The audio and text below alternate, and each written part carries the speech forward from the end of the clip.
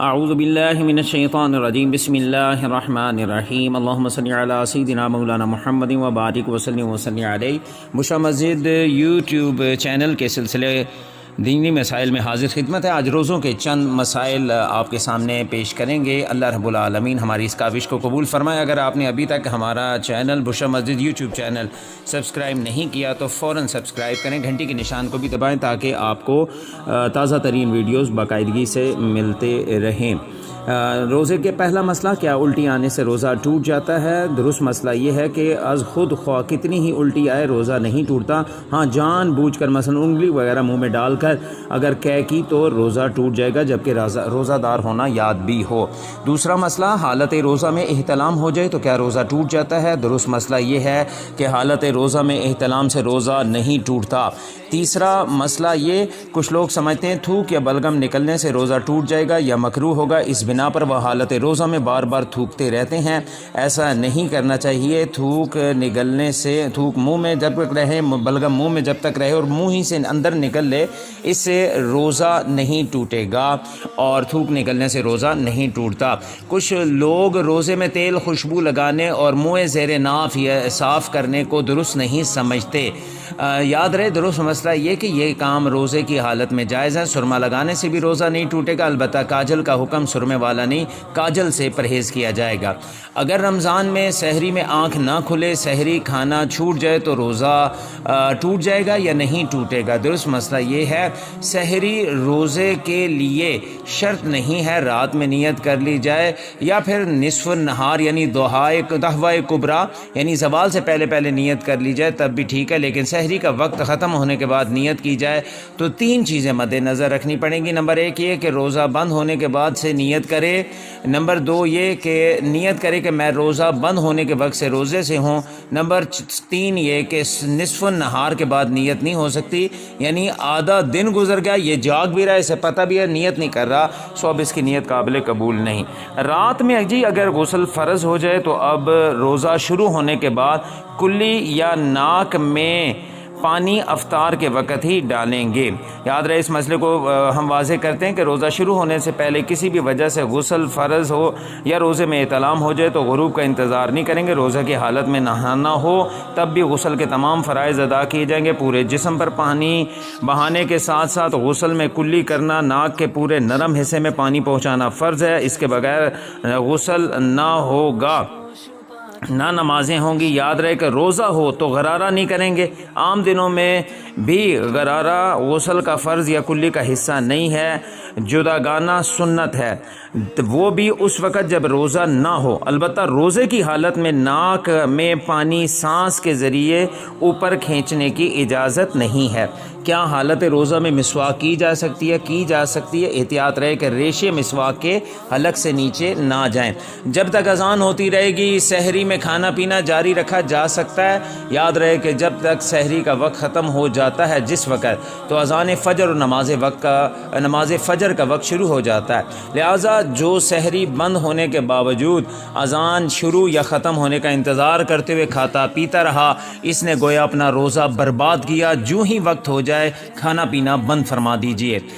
چوٹ وغیرہ لگنے سے خون نکل آئے اگر حالت روزہ میں، یا خون ٹیسٹ کروانے سے روزے پر کیا کوئی اثر پڑتا ہے؟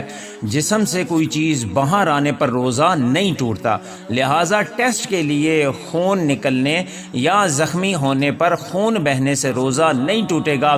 روزہ کسی چیز کے براہ راست ذریعے سے جوف یعنی معدے یا دماغ تک پہنچنے پر ٹوٹتا ہے، لہٰذا اس عمل سے جو خون نکالا یعنی ٹیسٹ کے لیے خون نکالا، اس سے روزہ نہیں ٹوٹے گا۔ روزے میں انجیکشن لگانے سے کیا روزہ ٹوٹ جاتا ہے؟ نہیں۔ اگر یہ سوچ ان علماء کی پیروی ہے جن کا موقف یہی ہے تو ٹھیک ہے، یعنی دو طبقے، ایک طبقہ کہتا ہے کہ ٹوٹ جاتا ہے، لیکن قوی اور مضبوط دلائل ہے۔ وہ کیا ہے؟ انجیکشن لگانے سے روزہ نہیں ٹوٹتا، خواہ وہ نس میں لگے یا مسل یعنی گوشت میں لگایا جائے۔ شدید ضرورت ہو تو علماء نے ڈرپ تک لگانے کی اجازت دی ہے۔ کیا روزے میں عطر یا خوشبو سونگھنے سے روزہ ٹوٹ جائے گا؟ نہیں، ایسا نہیں ٹوٹتا روزہ خوشبو یا عطر سونگھنے سے روزہ نہیں ٹوٹتا۔ کچھ لوگ سمجھتے ہیں کہ جس دن سفر کرنا ہے اس دن روزہ چھوڑ سکتے ہیں، ایسا لازم نہیں ہے۔ حالت سفر میں شریعت نے اجازت دی ہے کہ روزہ چاہے تو رکھے چاہے تو نہ رکھے، لیکن اگر چھوڑے گا سفر کی حالت میں روزہ تو ان کی قضا بعد میں کرنی ہوگی۔ کچھ لوگ سمجھتے ہیں کہ جو مرض یا کسی اور درست عارضے یا بغیر عذر کے روزہ چھوڑ دیں تو فدیہ ہی دے دیں تو بس ٹھیک ہے، بعد میں روزہ نہ رکھیں۔ نہیں، ایسا نہیں ہے۔ روزہ کسی بیماری کی بنیاد پر ترک کیا گیا ہو یا بغیر کسی عذر کے، پہلا مرحلہ تو یہ ہے کہ اس روزے کے بدلے ایک روزہ قضا رکھے۔ فدیہ اس صورت میں صرف متبادل ہوگا جب بڑھاپے کی وجہ سے روزہ رکھنے کی قدرت ہی نہ ہو، نہ آئندہ قدرت ملنے کی امید ہو۔ ایسے شخص کو شیخ فانی کہتے ہیں۔ تو ایسے شخص کا فدیہ قبول ہے؟ محض میرے سر میں درد ہوا اور میں نے کہا میں فدیہ دے تو میں روزہ نہیں رکھوں گا؟ نہیں، ایسا نہیں، بلکہ مجھے اگر ایسا ہے کہ کوئی بیماری ہے اور میں اس کے بعد ٹھیک ہو جاتا ہوں الحمدللہ، تو مجھے اس روزے کی قضا دینا ہوگی، فدیہ سے کام ہی صرف نہیں چلے گا۔ کچھ لوگ سمجھتے ہیں کہ ٹوٹ پیسٹ کرنے سے روزہ ٹوٹ جاتا ہے، تو یاد رہے کہ مطلقاً تو ہر صورت میں ٹوٹ پیسٹ کرنے سے روزہ نہیں ٹوٹتا۔ ہاں، اگر ٹوٹ پیسٹ کے ذرات یا ٹیسٹ اگر وہ حلق سے نیچے اتر کے محسوس ہو رہے ہیں تو ایسا ہے کہ اس میں احتیاط کیا جائے۔ اگر ذرات حلق سے نیچے نہ بھی اتریں تب بھی روزے کی حالت میں ٹوٹ پیسٹ کرنا علماء نے مکروہ بتایا ہے۔ کچھ لوگ یہ کہتے ہیں کہ جی ہر قسم کا روزہ، خواہ وہ فرض ہو، خواہ وہ واجب ہو، نفل ہو، خواہ رمضان کا ادا یا روزہ ہو یا قضا، اس کے توڑنے سے کفارہ لازم ہوگا۔ یاد رہے کہ ہر روزہ توڑنے سے کفارہ نہیں ہے، بلکہ صرف رمضان کا ادا روزہ جان بوجھ کر توڑنے سے کفارہ لازم ہوتا ہے۔ لہٰذا کچھ صورتیں ایسی ہیں جس میں رمضان کا روزہ توڑنے سے کفارہ لازم نہیں ہے، کچھ میں کفارہ لازم ہوتا ہے، البتہ قضا کا ایک روزہ ہر صورت میں لازم ہوگا۔ کچھ لوگ سمجھتے ہیں کہ روزے کی حالت میں ٹھنڈک کے لیے نہانا یا کلی کرنا یہ روزے کو مکروہ کر دیتا ہے۔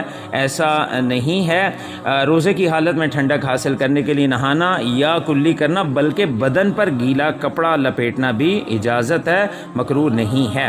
بعض لوگ سمجھتے ہیں کہ روزہ چھوٹ جائے جب بھی 60 روزے بطور کفارے کے رکھنا ہوتے ہیں۔ یاد رہے کہ روزہ چھوڑ دینے پر صرف اس کی قضا ہے، یعنی ایک روزہ قضا کا بعد میں رکھنا ہوگا۔ البتہ بغیر عذر شرعی روزہ چھوڑنا سخت گناہ کا کام ہے۔ ایسی صورت میں قضا کا روزہ رکھنے کے ساتھ ساتھ توبہ بھی کرنی ہوگی۔ کچھ لوگ یہ سمجھتے ہیں کہ کلی کرتے ہوئے غلطی سے پانی حلق سے اتر جائے تو روزہ نہیں ٹوٹتا۔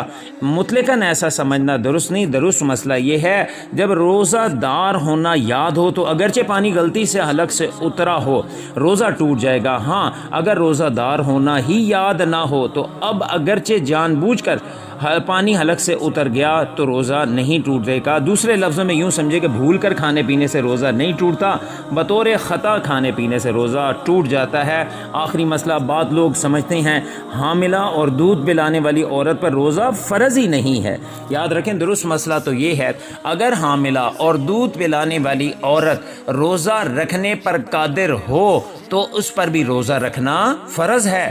ہاں، اگر روزہ رکھنے سے اپنی یا بچے کی جان کو نقصان پہنچنے کا صحیح اندیشہ ہو تو اس صورت میں وہ رمضان کا روزہ چھوڑ سکتی ہے، لیکن جتنے روزے چھوڑے گی وہ بعد میں قضا رکھنے ہوں گے۔ اللہ رب العالمین ہمیں دینی مسائل سمجھنے اور ان پر عمل کرنے کی توفیق عطا فرمائے۔